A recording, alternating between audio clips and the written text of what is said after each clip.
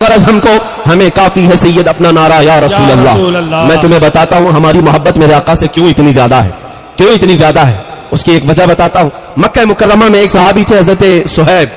حضرت صہیب یہ جوان تھے, ان کی عمر 25 سے 27 سال کی, اور ان کی جوانی کا حال یہ تھا کہ نہایت ہی عمدہ اور مہنگی خوشبو استعمال کرتے. مکہ کی گلیوں سے گزرتے تو ان کی خوشبو آتی تھی. بڑے رئیس خاندان سے تھے, لیکن میرے آقا کے دامن میں جب آئے, باپ کٹر دشمن تھا, ماں بھی کٹر دشمن تھی میرے آقا کی. وہ نہیں چاہتے تھے کہ صہیب ہمارا محمد صلی اللہ علیہ وسلم کے ساتھ جائے, اس لیے کہ رسول پاک کے صحابہ میں اکثر غریب تھے. ایک امیر کا بیٹا کیسے آ جائے گا؟ ماں باپ روکتے رہے, لیکن یہ محبت بڑھتی ہی نہیں. ایک بات یاد رکھیں, دیوانوں کا حال یہ ہوتا ہے, جب جب انہیں حضور سے روکا جاتا ہے محبت میں اضافہ ہی ہوتا جاتا ہے. ہم نے دیکھا ہے محبت میں اضافہ ہی ہوتا جاتا ہے. اس صہیب کو ماں بھی روکتی رہی, باپ بھی روکتے رہے. وقت ایسا آیا کہ باپ نے دھمکی دی کہ اگر تو وہاں جانا نہ چھوڑے گا تو تیرے ساتھ میں بہت برا سلوک کروں گا. جب یہ ظلم سہتے سہتے صہیب نے دیکھا کہ میرے آقا ہجرت کر کے مدینے چلے گئے, مکہ میں نہیں تھے, تو حضرت صہیب نے کہا میں بھی اب مکہ چھوڑ کر کے ہجرت کر کے چلا جاؤں گا. باپ نے کہا اگر تو نے ایسی حرکت کی تو ساری جائیداد تیرے سے میں آگ کر دوں گا, تجھے ایک پھوٹی کوڑی بھی نہیں دی جائے گی. حضرت صہیب نے کہا جو لکھوانا ہے مجھ سے لکھوا لو, جائیداد تمہیں مبارک, مال و دولت تمہیں مبارک, میں مدینے کا مسافر مدینے چل کے رہوں گا. باپ نے کہا ساری چیزیں کر لی گئی, جائیداد ختم, کچھ دینے کو تیار نہیں. صہیب تنہا صرف بدن پر جو کپڑے پہنے تھے نکل پڑے مدینے کے راستے پر. ابھی تھوڑی ہی دور گئے تھے, پیچھے سے ماں پکارتی ہے, کہتی ہے صہیب تجھے پتا ہے تیرے جسم پر جو کپڑے ہیں وہ ہماری کمائی کے ہیں, ہمارے پیسوں کے ہیں, ہمارے پیسوں کے کپڑے پہن کر کے تو محمد کے پاس جائے گا.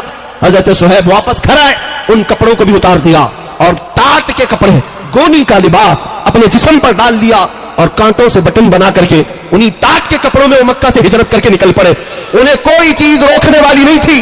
صہیب جب اپنے گھر سے ہجرت کر کے نکلے, اتنے پر بھی بس نہیں ہوا, ان کے ظالم باپ نے پیسے دے کر کے مکہ کے بڑے بڑے گنڈوں کو بلایا اور کہا کہ میرا بیٹا مدینے کے راستے پر ہے, جہاں ملے گا خوب مارو, اتنا مارو کہ زخمی ہو کر واپس وہ ہمارے گھر آ جائے. پیسہ لے کر کے گنڈے آئے, بیچ راستے میں صہیب تنہا تھے, تنہا اس عاشق رسول کو گنڈوں نے گھیر لیا. کبھی کوئی ادھر سے نوچتا ہے, کبھی ادھر سے نوچتا ہے, مکے مارے جا رہے ہیں. وہ تنہا میرے آقا کا غلام مقابلہ تو کرتا رہا, لیکن اتنے مار کھایا کہ ناک پوری پھٹ گئی اور خون جاری ہوا, زخموں سے پورا چہرہ سوج گیا, گھٹنے ٹوٹ گئے, جگہ جگہ زخم ہوئے, تھک ہار کر کے زمین پر لیٹ گئے. ان غنڈوں نے کہا چل واپس مکہ چلے جا, اسی میں تیری عافیت ہے. صہیب نے کہا اب تو ایک بار میں چھوڑ چکا, موت آئے گی تو میرے مصطفیٰ کی تلاش میں آئے گی, اس راستے میں ہی آنی ہے تو آ جائے. وہ بھی تھک ہار کر کے چلے گئے. اے میرے عزیزو, اے دیوانگان عشق محمد, دنیا آج بھی تمہارے ساتھ یہ حشر کرنے کو تیار ہے. ان ظالموں کو بتا دینا ماب لنچنگ تم کر کے کسی عاشق کے عشق کو کبھی نہیں چھین سکو گے. جتنے تم مارو گے انشاءاللہ اتنی ہی ہمارے عشق رسول میں اضافہ ہوگا. صہیب کو مار کر کے, توڑ کر کے, زخمی کر کے دیکھ لیا, واپس وہ مایوس ہو کر چلے آئے. جانتے ہو پورا دن زخموں کے حالت میں چور چور وہ وہیں پڑے رہے. دوسرے دن کچھ ہوش آیا تو پیدل سفر کر کے مدینے آ رہے. 9 دن کا سفر, 425 کلومیٹر کا سفر ہے مکہ سے مدینہ. یہ پیدل چلے آ رہے تھے میرے آقا کے اشتیاق میں, میرے آقا کی محبت میں. ادھر مدینہ طیبہ میں صحابہ کہتے مغرب کی اذان کا وقت تھا, میرے آقا صلی اللہ تعالی علیہ وسلم مسجد سے باہر آئے اور قریب اپنی گردن اونچی کر کر کے بار بار اس طرف دیکھ رہے ہیں جو سفر کا راستہ تھا. صحابہ پوچھتے ہیں آقا کوئی قبیلہ آنے والا ہے, کوئی وفد آ رہا ہے, آپ سے ملاقات کے لیے کوئی قبیلہ آنے والا ہے؟ میرے آقا نے فرمایا نہیں, میرا ایک دیوانہ, میرا ایک عاشق آنے والا ہے جو زخموں سے چور ہے. لوگوں نے اس کا راستہ روکا مگر اسے کوئی نہ روک سکا. صحابہ کہتے کون ہے جس کا انتظار مصطفیٰ کریم فرما رہے ہیں؟ تھوڑی دیر کے بعد صحابہ کہتے ہیں زخموں سے چور, خون میں لت پت, ٹاٹ کے کپڑے جگہ جگہ سے پھٹے ہوئے. ہم نے دیکھا تو یہ تو صہیب ہے جو مکہ کے مالدار کا بیٹا, جس کی خوشبو اتنی مہنگی تھی کہ لوگ سونگنے کے لیے آیا کرتے. آج وہ زخموں سے چور مدینے میں آ رہا ہے. میرے آقا بڑھ کر کے آگے چلتے ہیں. جیسے ہی صہیب قریب آئے, آقا نے سینے سے سینہ لگا لیا, معانقہ کیا اور اپنے بدن پر جو چادر تھی وہ نکال کر کے صہیب رومی کو پہنایا اور کہا اللہ تیرا بھلا کرے. حضرت صہیب کے جملے سنو. اے میرے عزیزوں, یہی میرے بیان کرنے کا مقصد ہے. جس کو لوگوں نے توڑا माँ ने मारा होगा, बाप ने मारा होगा, गुंडों ने पीटा होगा, माल छीन लिया होगा, लेकिन जब वो थका हारा गुलाम मदीने पहुंचता है, मेरे आका के सीने से सीना लगता है, रसूल पाक चादर पहनाते हैं, तो देखो सहाबा कहते हैं सुहैब के चेहरे पर हमने खुशियों के आसार देखे, ऐसा लगता था कोई जख्म भी नहीं, कोई दर्द भी नहीं। उसके बाद अपने दोनों हाथ फैला कर कहता है, सुहैब कहता है मेरे दोस्तों अब तो मुझे किसी गम का एहसास भी नहीं, दुनिया छूटती है छूटे, मुस्तफा की चादर मेरे पास है। नारे तकबीर, नारे रिसालत, सुभान अल्लाह सुभान। वो सुहैब है, जानते हो जिंदगी भर मदीने तैयबा में उसी चादर पर बसर करते रहे, और जब मौत का वक्त करीब आया वसीयत करके जाते हैं लोगों मेरी ये चादर मुझसे जुदा ना करना, जब मुझे कफन देना तो इसी चादर में कफन देना, इसलिए कि दुनिया में अगर सबसे ज्यादा मोहब्बत करने वाली कोई साथ है तो माँ होती है, बाप होता है, लेकिन मेरे साथ तो मामला ये है मुझसे मोहब्बत करने वाली माँ ने भी छोड़ दिया, बाप ने भी छोड़ दिया, मेरी अजीज माँ ने मेरे कपड़े उतरवाए। जब किसी की माँ छोड़ दे, बाप छोड़ दे, उस वक्त मदीने का आका तन्हा नहीं छोड़ता। सुभान यह है हमारी मोहब्बत की वजह, यह है हमारी मोहब्बत की वजह। अजीजान गिरामी, मैं दुनिया को कहता हूं अगर माँ भी हमारी छोड़ दे, बाप भी हमारा छोड़ दे, मगर गुंबद खजरा का मक्खी हमें तन्हा नहीं छोड़ता, वो तन्हा कभी नहीं होने देता। एक रिवायत मौजूद है, तुम समझते क्या हो नौजवानों, हो सकता है आज तुम्हें ये ग्लैमर की दुनिया ने बहका दिखा हो, तुम्हें ये बॉलीवुड और हॉलीवुड के फिरकियों ने अपनी तरफ खींच लिया होगा। मैं समझता हूं हमारे बच्चे थोड़ी देर के लिए भटक गए होंगे, लेकिन सिर्फ अखलाक में, अमाल में, लेकिन आज भी तुम्हारे सीने में मेरे आका का वो चिराग जल रहा है। अगर हुजूर की मोहब्बत का चिराग ना होता तो इस मजमे में आते भी नहीं, और मुझे पता है मुझे सुनने वाले होते कौन है, जाहिर सी बात है। वाह वाह वाह। मैंने महसूस किया है मुझ जैसे खतीब को बहुत कम लोग सुनते हैं, वैसे तो दूर बैठ के बहुत सुनते हैं, लेकिन करीब आने वालों को मैंने महसूस किया है कई लोग ये सोचते हैं ये मौलाना के साथ खड़े रहेंगे कल को हम पे भी केस हो जाएगा, ये फुल रडार में है, इनको भी पकड़ लेंगे उनको भी पकड़ लेंगे। लेकिन अल्हम्दुलिल्लाह यहाँ जो बैठे हुए हैं, ये यहाँ जो आए हुए हैं, ये वो लोग हैं जिनको दुनिया डराती नहीं, या दुनिया डराए तो ये डरते नहीं, बल्कि ये वो लोग हैं जिनकी माओ ने दूध के साथ इश्क रसूल भी पिलाया। सुभान अल्लाह सुभान अल्लाह। आपके सीनों में वो इश्क की चिंगारी अभी मौजूद है, बस इसे शोला बनने की देर है, इस चिराग की लौ को थोड़ा सा और बुलंद होने की देर है।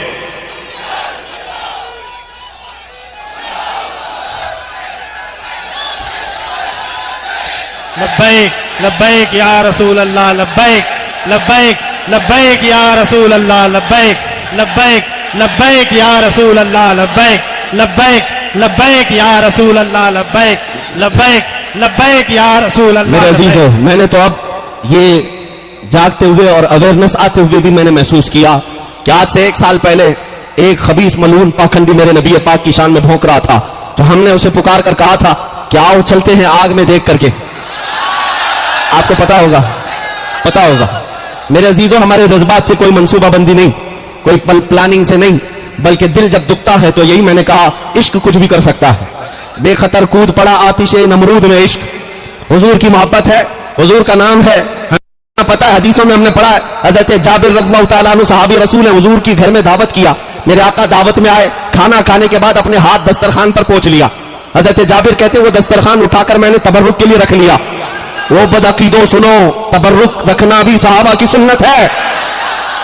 हजरत जाबिर उस दस्तरखान को उठाकर रखते हैं, लेकिन रिवायत में मौजूद है कि जब कभी वो दस्तरखान मैला होता, हजरत जाबिर उसको पानी से नहीं धोते, भड़कते हुए आग के तंदूर में डाल देते थे। कपड़े का दस्तरखान आग में डालते, थोड़ी देर के बाद उसको आग से निकालते, पूरा मैल निकल जाता, एक रुआं भी नहीं जलता था।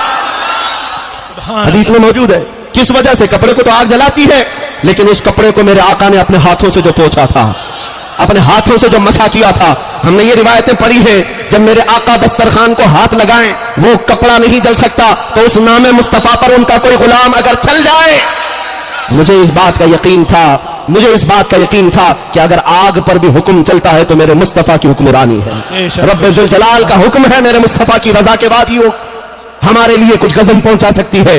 अजीजान गिरामी वक़ार, मैंने जो बात कही वो ये थी कि 1 साल से हमने ये भी देखा है हमारे बच्चों को जागते हुए। 1 साल पहले हमने पुकार कर कहा था, लेकिन उसके बाद मैंने महसूस किया, महीना गुजरा, 2 महीना गुजरे, हर जगह से आवाज आने लगी, बच्चे जवान बेदार नजर आने लगे। एक वाकया मेरी आंखें भिगो देता है, मैं आपके सामने वो तहदीस नेमत के लिए अर्ज करता हूँ। एक बार एक नौजवान लड़का हमारे पास आया और कहने लगा कि हजरत, उसका हुलिया देख करके अजीब था, मुंबई का रहने वाला, हिप्पी कट है, फटी जीन्स पहना हुआ है, इधर बालियां हैं, कड़े भी है और पूरी दाढ़ी में भी डिजाइन, टैटू भी लगे हुए हैं, जो एक अजीब सी कैफियत बना करके वो आया हमारे पास। कहा नशा भी करता था, दिन रात नशे में रहने वाला, और मुझसे कहता है मौलाना मैं तो मस्जिद में कम आया करता हूं, मुझे पता नहीं, लेकिन मेरे ये हालात अपनी जगह पर, नशा भी होता है, मैं तौबा कर लूंगा, लेकिन मुझे अभी मेरे दोस्त ने आपकी एक वीडियो बताई जिसमें आप किसी मलऊन को, गुस्ताखे रसूल को ललकार कर कह रहे हैं कि आग में कूदने का वक्त आया है, मुझे पता नहीं होता क्या है, लेकिन मेरा दिल बेकरार था, मैं आपसे मिलना चाहता था और आपसे मिलकर सिर्फ इतना कहना चाहता हूं, मौलाना आप नहीं जाएंगे, मैं पहले जाऊंगा, मैं पहले जाऊंगा। हुलिया देखो, कैफियत देखो, किस अंदाज में रहते हो। मेरी आंखें भीग गई। फिर मैंने बारगाह मुस्तफा में देख करके अल्लाह के हबीब सल्लल्लाहु अलैहि वसल्लम की बारगाह में हाथ जोड़ करके अर्ज किया था, आका आपके ये गुलाम गुनहगार तो हो गए हैं, गद्दार नहीं हुए। नारे तकबीर, नारे रिसालत, सुभान अल्लाह, सुभान अल्लाह। हुजूर के नाम पर ये नहीं कि सिर्फ नमाजी आगे बढ़ेंगे, सिर्फ हज करने वाले हाजी ही आगे बढ़ेंगे, ये नहीं है कि परहेजगार ही आएंगे। मैंने अब महसूस किया है हमारी कौम के वो बच्चे जो मस्जिद नहीं आए या फिर गलत रास्ते पर भी थे, लेकिन जब हमारे करंट के तार को किसी ने छेड़ा है तो इन नौजवानों में भी बेकरारी देखने को मिली है, ये बेचैनी देखने को मिली है। क्यों? इसलिए कि ये हमारा बच्चा हालात से और नफ्स की वजह से बहक तो गया है, लेकिन अभी मेरे आका के कदमों को छोड़ा नहीं है। इसलिए दुनिया वालों संभल जाओ, ये नबी पाक के गुलाम अभी बेदार भी हैं और जिंदा भी है। मैं आपको ये कहना चाहता हूं, ये जो बेदारी है तुम्हारी, इसको कायम रखो। और इसलिए भी मैंने अभी एक वाकया सहाबी रसूल हजरत सुहैब का बताया। क्यों हम इतनी मोहब्बत करते मेरे आका से? इसलिए कि पूरी इस भरी कायनात में हम निकम्मों और गरीबों को किसी का ख्याल है, हमारा अगर कोई ख्याल करता है तो कोई ये जात नहीं, वो मदीने के ताजदार की जात है। तुम्हें पता है मेरे आका ने फरमाया कि अगर एक कांटा भी तुम्हारे पांव में चुभता है, उम्मतियों सुनो, ए जवान बच्चों सुनो, मेरे आका फरमाते हैं तुम्हारे पांव में कांटा भी चुभता है, हुजूर फरमाते हैं उसका दर्द मुझे भी होता है। कौन है ये दर्द का एहसास करने वाला? हमारे बच्चे बिलक बिलक करके मर गए, कहां है वो सारे बड़े लीडर? हमारी माएं, हमारी बहनें आज बेआबरू होती चली गई। कहां है हमारे वो लीडर जो हाथ रखने को भी तैयार नहीं? आज हमारे इन जख्मों को कोई पूछने वाला भी नहीं। इसलिए नौजवानों, मैं तुमसे बार बार ये कहता हूं, यहां आसरा और सहारा कोई नहीं है। जिसको तुम मसीहा समझते हो, ये वही जालिम है जो शहद दिखाया और जहर पिलाए। हकीकत में अगर तुम्हारा कोई आसरा है, कोई सहारा है, तो वही है अपना सब कुछ गुंबद खजरा, कल भी था और आज भी है। मेरे नबी से मेरा रिश्ता कल भी था और आज भी है। उस रसूल की साथ यह है कि एक हिरन अपने बच्चों से दूर एक बद्दू के जाल में फंस गई और उस एराबी देहाती ने हिरन को फांस लिया था। मेरे आका का गुजर वहां से हो रहा है। हिरन ने अपनी जुबान में मेरे आका से फरियाद की कि आका इससे मुझे छुटकारा दिला दे, मैं अपने बच्चों को दूध पिलाकर वापस आ जाऊंगी। मेरे आका ने उस देहाती से कहा ये हिरन रो रही है, इसके 2 छोटे बच्चे, छोड़ दे इसे, वापस आ जाएगी। उसने कहा क्या फंसा हुआ शिकार वापस आ सकता है छोड़ने के बाद? मेरे आका ने फरमाया दुनिया धोखा तो दे सकती है मगर ये जानवर अल्लाह के नबी को धोखा नहीं देते। वादा दिया और वो हिरन अपने बच्चों को दूध भी पिलाई और बच्चों समेत वापस आई और कहा मुझे इस देहाती के हवाले कर दे, गिरफ्तार कर ले आइए। लेकिन उस देहाती ने देखा इस फरमाबरदारी को और कहा ए मोहम्मद सल्लल्लाहु अलैहि वसल्लम, जानवर जब आपकी इतनी वफादारी करते हैं तो मैं इंसान हूं, मेरे ऊपर ज्यादा हक है कि आपकी वफादारी करूं, आपकी पैरवी करूं, आपकी फरमाबरदारी करूं। ये मैंने इसलिए तुम्हारे सामने जिक्र किया। और एक वाकया मैं अर्ज करता हूं, हुजूर मिंबर पर खड़े हैं मस्जिद नबवी में, सहाबा कहते हैं अचानक बच्चे के रोने की जैसी आवाज आने लगी, जैसे शहद की मक्खी भिनभिनाती है ऐसी आवाजें आने लगी। यह आवाज किस चीज की थी? मेरे आका अपने हाथ में असा लेकर खड़े होते, लेकिन जब मिंबर बन गया तो उस असा को, उस लकड़ी को मेरे आका ने मस्जिद के दरवाजे के बाहर छोड़ दिया। हदीस में मौजूद है वह असा लकड़ी सीने से लगाया और फिर वापस आए। सहाबा ने पूछा या रसूल अल्लाह ये क्या था? हुजूर फरमाते हैं इस लकड़ी को जब तक मैं अपने हाथ में रखता था ये दूसरी लकड़ियों पर फख्र करती, और जब मैंने इसे छोड़ दिया तो ये मेरे जुदाई के गम में रोने लग गई। ये असा जब रोने लगा, मेरे आका फरमाते उसका रोना मुझसे देखा ना गया। मैं मिंबर छोड़कर उतर आया और उसको उठाकर मैंने सीने से लगा लिया, फिर ये चुप हो गया। मैं कहता हूं ए अजीज बच्चों, एक हिरन याद करे मेरे आका को, उसकी मदद के लिए वो चले जाते हैं। ایک لکڑی بے قابو ہو کر رونے لگ جائے, میرے آقا منبر چھوڑ کر اتر آتے ہیں, تم تو امتی ہو, تم میرے آقا کے امتی ہو, اگر فریاد کرتے آج تو یہ بات دور نہیں ہے, ناممکن نہیں ہے کہ ادھر اگر ظالم تمہاری گردنوں پر تلوار رکھے, کوئی ڈرنے کی بات نہیں, تلوار بعد میں چلے گی, مصطفیٰ کا چہرہ پہلے سامنے ہوگا. سبحان اللہ سبحان اللہ. میرے آقا کی زیارت ہوگی, وہ ہمیں تنہا کبھی نہیں چھوڑیں گے, بے شک وہ تنہا کبھی نہیں چھوڑیں گے. یہی وہ محبت ہے, یہی وہ آسرا ہے جسے یہ فقیر لے کر پورے ہندوستان میں گھوم بھی رہا ہے. میں تنہا چلتا ہوں.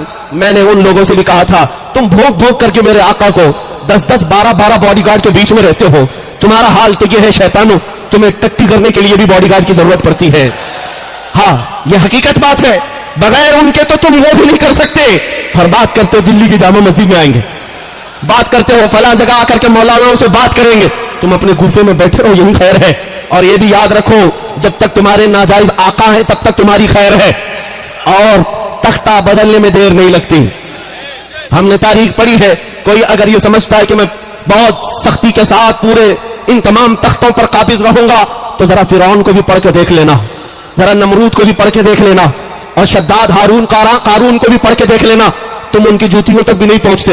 وہ بہت بڑی حکومت کے مالک تھے, پوری دنیا پر راج کرنے والے تھے, اور عمر بھی ان کو اللہ نے 500 سال کی دی تھی, اور 1000 لوگوں سے تنہا لڑ سکتا تھا نمرود فرعون. لیکن دیکھا رب ذوالجلال جب انتقام لیتا ہے, نمرود کو مچھر سے ہلاک کیا, فرعون کو پانی سے غرق کر دیا, ابرہا جو کعبہ ڈھانے آیا تھا چڑیوں سے ہلاک کر دیا گیا, اور ایسی طاقتیں ہوائیں چلا کر مولا نے غرقاب کر دیا.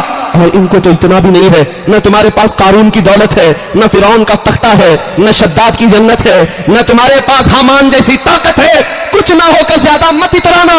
رب تبارک و تعالیٰ پھر اگر ایک ہلکا مچھر بھی بھیجے, تم اس کی تاب نہ لا سکو گے. لیکن الحمدللہ ہم اس بات کے انتظار میں ہیں. مولا قدیر و جبار قرآن میں فرماتا ہے, الیس اللہ باحکم الحاکمین, کیا اللہ سب سے زیادہ حکم نہیں ہے, سب سے بڑا حکم نہیں ہے, وہ سب سے بہتر فیصلہ کرنے والا ہے. اور قرآن میں اللہ فرماتا ہے, انما یؤخرھم لیوم تشخص فیہ الابصار. اگر ظالموں کو اللہ مہلت دیتا ہے, ٹائم دیتا ہے, چھوٹ دیتا ہے, تو کیوں؟ قرآن کہتا ہے اس لیے تھوڑے دن اور یہ کر لے, پھر مولا تعالیٰ اس دن دکھائے گا جب سب کی آنکھیں دیکھیں گی, اور یہ ایسے گرفتار ہو سکتے ہیں. ظالموں کی بات کر رہا ہوں, جس نے ایک ہلکا ظلم بھی کیا, مولا اس کے ظلم کا بدلہ اسے دنیا میں بھی دکھائے گا, آخرت میں بھی دکھائے گا. اس لیے میں اپنے بچوں سے کہتا ہوں, نراشا ہونے کی, مایوس ہونے کی کوئی ضرورت نہیں. میرا دین کل بھی پھل پھول رہا تھا, میرا دین آج بھی پھل پھول رہا ہے. اسلام تھا, اسلام ہے, اسلام رہے گا, اسلام تھا, اسلام ہے, اسلام رہے گا. کوئی کچھ نہیں بگاڑ پائے گا. اتنی بات یاد رکھو, میرے نبی کے پاک کی ذات پر بھی جب چھیڑا گیا, ہمارے عشق میں اضافہ ہوا ہے. بے شک. جو تم پابندیاں لگا کر دیکھنا چاہتے ہو کر لو. اس لیے کہ مجدد الفسانی کا نام سنا ہے؟ اکبر کے دور میں, اکبر تو بڑا ڈکٹیٹر تھا اور اکھنڈ بھارت کا حاکم, الیکشن سے آیا ہوا بھی نہیں, اس کا خود کا سلیکشن تھا. اور بادشاہ کیسا ہوتا ہے, پارلیمنٹ کی بھی ضرورت نہیں, کسی